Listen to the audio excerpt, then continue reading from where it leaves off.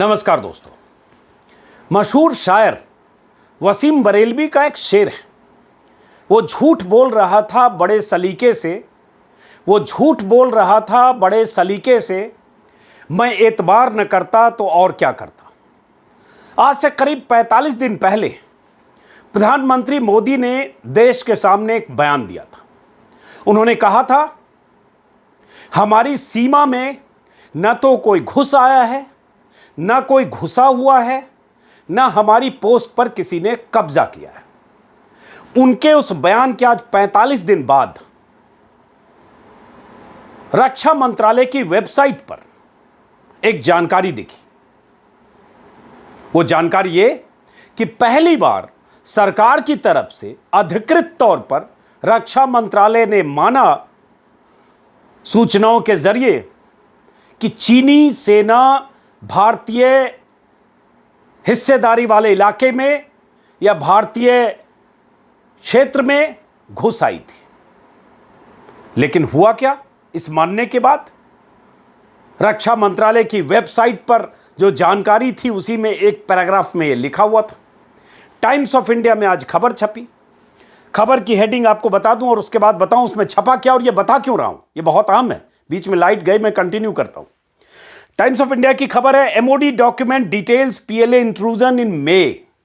Times of India ने लिखा कि एमओडी डॉक्यूमेंट, एमओडी मतलब मिनिस्ट्री ऑफ डिफेंस की डॉक्यूमेंट ने माना कि पीएलए पीपुल्स लिबरेशन आर्मी जो चीनी सेना है मई में घुसी। ये डॉक्यूमेंट वेबसाइट पर अपलोड हुआ, अखबार में खबर छपी जैसा कि मैंने बताया। और उसके बाद क्या हुआ? जब सोशल मीडिया में ये जानकारियां बहुत सारे लोग शेयर करने लगे तो रक्षा मंत्रालय की वेबसाइट से वो जानकारी वाला पन्ना, वो हिस्सा गायब कर दिया गया, डिलीट कर दिया गया। अब वहां वो नहीं है। अब अगर सर्च करेंगे वहां तो जैसा कि होता है डिलीटेड आइटम में शो करता है, आप वहां कुछ भी सर्च करेंगे इसके बारे में या वो पन्ना जो लिंक बहुत सारे लोग शेयर कर रहे हैं तो वहां पर आएगा आपको लिखा हुआ the specified URL can not be found. तो डिलीट कर दिया गया। क्यों डिलीट किया गया? पहले तो रक्षा मंत्रालय ने माना इतने दिन बाद, जब सोशल मीडिया पर खबर आई तो डिलीट कर दिया गया। किसके कहने पर क्यों, क्या इसकी वजह है, इस पर तमाम तरह के कयास हो सकते हैं। लेकिन बहुत सारे पत्रकार लिख रहे हैं कि पता नहीं अब किसकी वहां नौकरी जाने वाली है। विजेता सिंह जो हिंदू की करस्पॉन्डेंट हैं उन्होंने लिखा है अभी, by the way who in defence ministry will lose his her job today, the relevant page on LAC transgressions has been deleted from the document uploaded on MOD website, the page government deleted. Page delete हो गया। अब उस page में क्या था और उसके बाद मैं ये क्यों वसीम बरेलवी का शेर मैंने शुरू में सुनाया, तफसील से बात करूंगा। और डिलीट की बात करते हुए मुझे टेलीग्राफ की एक हेडलाइन क्यों याद आ रही है जो टेलीग्राफ ने 27 जून को लगाई थी, eraser 56 inch made in India. Eraser 56 inch made in India. वो हेडलाइन मुझे क्यों याद आ रही है? हेडलाइन आपको सिर्फ अभी दिखा रहा हूं, ये भी बताऊंगा कि तब टेलीग्राफ ने क्यों ये कहा था। फिर से कह दूं क्या लिखा हुआ है, eraser 56 inch made in India. इसकी क्या वजह है आगे आऊंगा। पहले उसमें खबर क्या है और क्यों डिलीट किया गया और क्यों प्रधानमंत्री ने जो कहा वो झूठ था या नहीं था, तो सरकार को कहना चाहिए। और सरकार ने कहा और जब कहा तो डिलीट हो गया। और बीच में क्या हुआ?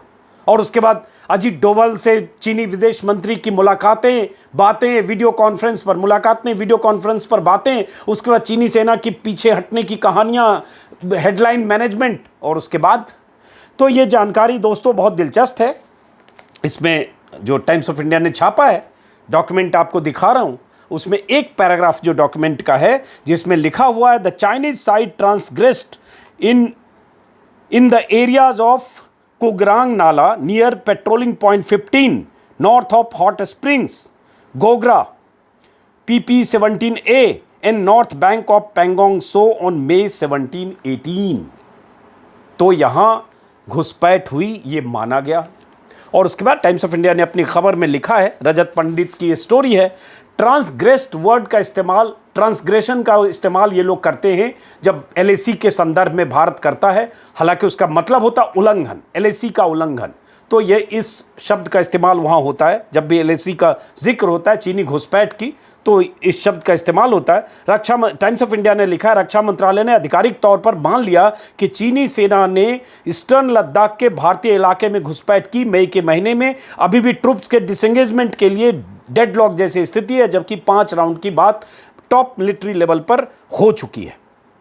और आपको पता होगा कि राजनाथ सिंह ने भी जून के पहले हफ्ते में 2 जून तारीख थी, जब राजनाथ सिंह ने एक टेलीविजन चैनल को इंटरव्यू में कह दिया था कि अच्छी खासी संख्या में चीनी आ गए हैं, लेकिन तुरंत उनके उस बयान के चर्चित वायरल होने के तुरंत बाद या विवाद में होने के तुरंत बाद आधिकारिक तौर पर कहा गया कि इसे गलत ढंग से न समझा जाए या गलत ढंग से प्रचारित न किया जाए। चीन भारतीय सीमा में चीनी आ गए, ऐसा नहीं है। खंडन किया गया राजनाथ सिंह के उस बयान का। प्रधानमंत्री ने तो कहा ही कि ना कोई घुसा है, ना कोई घुस आया है, ना कब्जा किया है। उस बार भी क्या हुआ, जब प्रधानमंत्री के बयान का चीन की सरकार या चीन के विदेश मंत्रालय के प्रवक्ता ने या वहां की मीडिया ने अपने हक में, अपने हित में इस्तेमाल करना शुरू किया कि जब भारत का प्रधानमंत्री ही कह रहा है कि चीनी सेना उनके इलाके में नहीं गई, तो इसका मतलब भारत की सेना हमारे इलाके में आई। प्रधानमंत्री का वो बयान 15 जून के बाद था, जब गलवान वैली के खूनी संघर्ष में हमारे 20 जवान मारे गए। भारत का दावा है कि उधर के भी 40 मारे गए, जिसकी पुष्टि चीन ने कभी नहीं की। लेकिन उसके बाद प्रधानमंत्री का यह कहना और उसके बाद फिर पीएमओ की तरफ से रफू किया जाना उनके बयान को, उसके बाद बीच में कई तरह की बातें और फिर ये एक स्थिति आना कि अजीत डोभाल ने बात की और उसके बाद चीनी पीछे हटने को तैयार हो गए। वो भी हेडलाइन आपको दिखा रहा हूं। पहले तो जब कोई घुसा नहीं तो अजीत डोभाल बात किससे कर रहे थे, और जब कोई घुसा नहीं तो 4 बार उसके बाद मिलिट्री लेवल की टॉक्स क्यों हो रही थी, और ये जब हो रही थी तो झूठ क्यों बोला गया, और वो भी प्रधानमंत्री की तरफ से।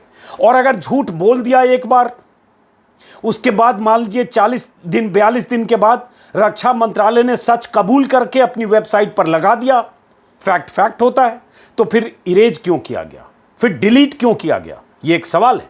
और इस डिलीट करने और पोस्ट करने के बीच में किसी की कुर्बानी तो नहीं होगी, ये भी एक सवाल। यही लोग ट्विटर फेसबुक पर पूछ रहे हैं। और राहुल गांधी ने भी आज वही जानकारी ट्वीट किया है कि प्रधानमंत्री झूठ तो नहीं बोल रहे हैं। अब सवाल यही है दोस्तों कि इतनी बड़ी बात अगर हो जाए, कोई हर्ज नहीं है कबूल करने में, लेकिन ये जो स्थिति है कि आप देश को सच बताना नहीं चाहते, और अगर कोई सच पूछता है, सवाल पूछता है, बहुत सारे जर्नलिस्ट, बहुत सारे पूर्व फौजी जिन्होंने लगातार इस पर खबरें लिखी। मई के आखिरी हफ्ते से general H S. Panag, lieutenant general H S. Panag, colonel Ajay Shukla, general Menon, Prashant Menon, शायद अगर नाम मुझे, जनरल प्रशांत मेनन, ऐसे बहुत सारे लोगों ने लिखा अलग अलग वेबसाइट पर कि चीनी घुसपैठ हुई है किस किस इलाके में, पैंगोंग से लेकर गलवान से लेकर हॉट स्प्रिंग से लेकर PP 14-15 सब जगह लिखा लोगों ने। तब लोगों ने उन्हें देशद्रोही कहा, उनके खिलाफ माहौल बना, और 20-25 दिन तक किसी ने कबूल ही नहीं किया कि ऐसी कोई घुसपैठ हुई। प्रधानमंत्री तक बात आई तो उन्होंने कह दिया कि कोई घुसा नहीं। बाद में करेक्शन हुआ जो मैंने बताया, और उसके बाद बीच में कई बार डिसएंगेजमेंट हो रहा है, बात हो गई, पीछे हट गया, अजीत डोभाल ने बात की, अजीत डोभाल के डर से भागा, और उसके बाद राफेल के आने की बात, उस समय फिर चीन डर कर भागा, और उसके बाद सच क्या है। और उसके बाद आज मुझे टेलीग्राफ की हेडलाइन का जिक्र क्यों किया, क्योंकि यही एक स्थिति है कि जब भी कहीं से सच आता है तो उस सच को दबाने और छुपाने की कोशिश करने की प्रवृत्ति सरकार की है। तो हुआ ये था दोस्तों, वो मैं बताता हूं आपको, बहुत दिलचस्प है कि, और टेलीग्राफ ने कई बार ऐसी हेडलाइन लगाई, और टेलीग्राफ ही एक अखबार है जो लगातार ऐसी हेडलाइन लगाकर सरकार के झूठ और झूठ सच से पर पर्दा डालने की प्रवृत्ति और नीयत पर बार बार सवाल खड़े करता रहा है। टेलीग्राफ ने यह हेडलाइन लगाई थी 27 जून को, कब, जब चीन में जो भारतीय राजदूत हैं, चीन में भारतीय राजदूत ने PTI को एक इंटरव्यू में उन्होंने वहाँ कुछ बातें कही जिसमें उन्होंने पहली बार कबूल कर लिया, एक तरह से उनके बयान से आया जिसमें उन्होंने कबूला कि हाँ चीन की तरफ से घुसपैठ हुई थी। उनके सेंटेंस में बताता हूँ। और उसके बाद क्या हुआ कि जब वो PTI ने वो खबर रिलीज की और दिल्ली के न्यूज़ रूम में वो खबर पहुंची, उसके कुछ देर के बाद पीटीआई से खंडन करने को शायद कहा गया, पीटीआई ने ट्विटर से डिलीट नहीं किया, लेकिन पीटीआई की तरफ से दूसरी जानकारी आई, उसमें कुछ शब्द हटा दिए गए जिससे पता चल रहा था कि चीन की तरफ से हुई घुसपैठ को भारतीय राजदूत ने स्वीकार किया, उसको हटाया। उसी के बाद टेलीग्राफ ने हेडिंग लगाई थी दोनों जानकारी के साथ, पहले जो पीटीआई ने खबर दी, बाद में जो पीटीआई ने हटा दिया जो पोर्शन, और उसी के बाद टेलीग्राफ ने लगाया था eraser 56 inch made in India.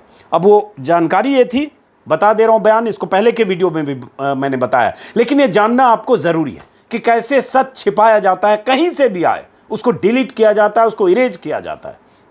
हुआ ये था कि उस समय पीटीआई के इंटरव्यू में इन्होंने कहा था, जो चाइना में भारतीय एम्बेसडर हैं, उन्होंने कहा China will realise its responsibility in de-escalation and disengaging by moving back to its side of LAC।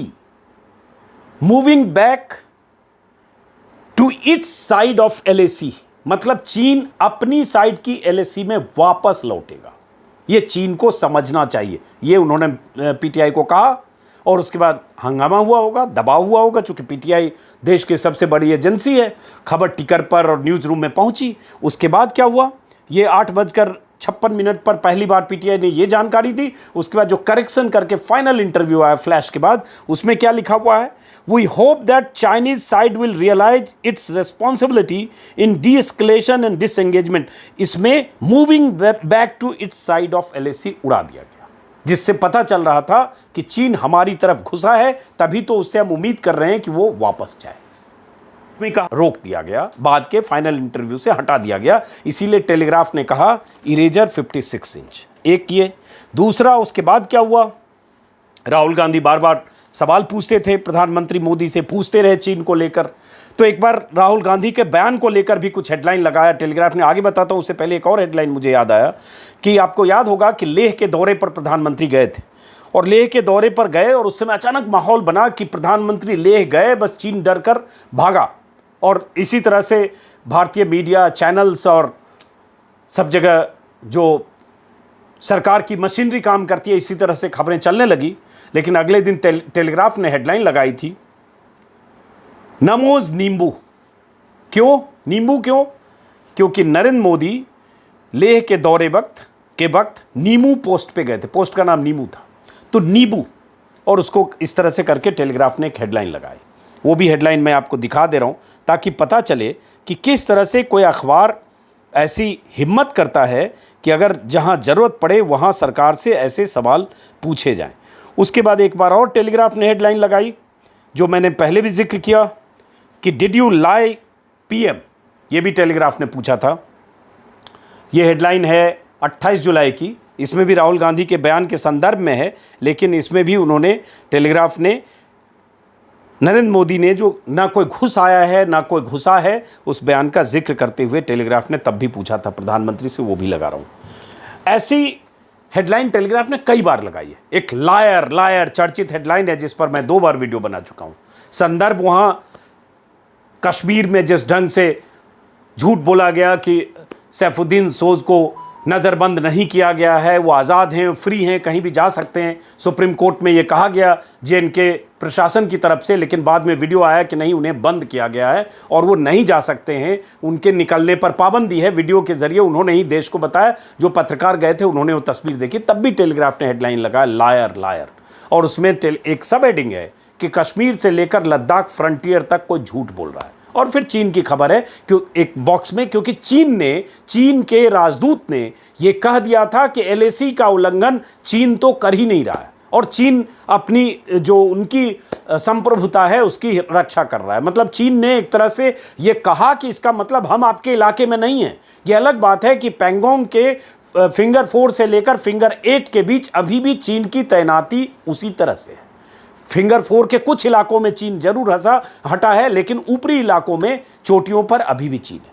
तो ऐसी बहुत सारी जानकारियां समय समय पर आती रही, लेकिन हेडलाइन मैनेजमेंट कैसे होता है कि अजीत डोवल ने बात की और चीनी सेना पीछे हटी।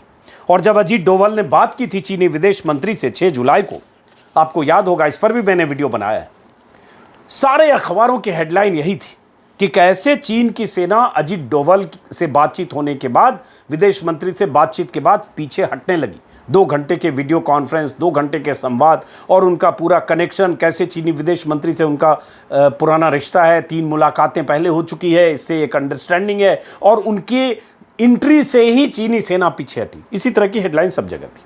उसके बाद भी नहीं हटी। फिर उसके बाद मीटिंग हुई कमांडर लेवल की, 11 घंटे की 5 मीटिंग्स हो चुकी हैं, फिर भी नहीं हटी, अभी भी नहीं हट रही है। अब तो उनके बयान ऐसे लग रहे हैं जैसे उनका इरादा ही कुछ और है। लेकिन हम सच को छिपाते हैं, हम सच को चाहते नहीं देश के सामने आए। और जो ये सच पर सवाल पूछता है या जो सच जानना चाहता है, जो पूछता है कि बताइए हकीकत क्या है, उसकी मंशा, उसकी देशभक्ति पर ही 100 सवाल उठते हैं। तो ये है दोस्तों। और बहुत सारे लोग आज लगातार जो डिलीट किया गया है जो वेबसाइट से, उसको लेकर बहुत सारे लोग ट्विटर पर लिख रहे हैं। विनोद कापड़ी ने भी लिखा है कि सरकार छिपाती क्यों है। आप देख रहे हैं, मैं कुछ ट्वीट पोस्ट लगा दे रहा हूँ। उमाशंकर सिंह ने भी ट्वीट किया है, जो एनडीटीवी के पत्रकार हैं और तमाम जो जर्नलिस्ट हैं जो ऐसे मामलों पर मुखर होकर बोलते हैं और एक पत्रकार का जो धर्म होता है वो निर्वाह करते हैं, वो तमाम लोग इस पर लिख रहे हैं। और हरिंदर बवेजा ने ट्वीट किया, एनडीटीवी ने चूंकि खबर छापी है जिसमें एनडीटीवी ने लिखा कि कैसे उस ट्वीट को डिलीट किया गया। ये खबर एनडीटीवी ने पोस्ट की है। तो दोस्तों मैं सिर्फ उसी में विजेता सिंह ने एक और लिखा है, we were told on June 19 by none other than the prime minister. पूर्वी लद्दाख में जो हुआ, न वहाँ कोई हमारी सीमा में घुस आया न घुसा। और उसके बाद फिर उन्होंने भी वही टाइम्स ऑफ इंडिया की खबर पोस्ट किया। तो दोस्तों इस वीडियो के बनाने का मकसद सिर्फ इतना था कि सच जानने का हक हम सबको है, आपको भी है। अगर आप देश से प्यार करते हैं, वाकई देशभक्त हैं, मैं तो सबसे कहता हूं, तो सवाल पूछिए। सवाल इतना पूछिए कि सरकार असहज हो और सरकार को बताना पड़े कि बताएं कि स्थिति क्या है। हमने बीच में 10 दिन कोई और मुद्दा उठाते हैं, 10 दिन कोई और मुद्दा उठाते हैं, 10 दिन राम मंदिर चलता है, 10 दिन कुछ और चलेगा और जो हकीकत है उस पर पर्दा पड़ा रहता है। और ये बात आज से कितने दिन हो गए, जोड़ लीजिए 15 जून को गलवान की घटना हुई थी, उसके 30 दिन पहले से घुसपैठ हुई।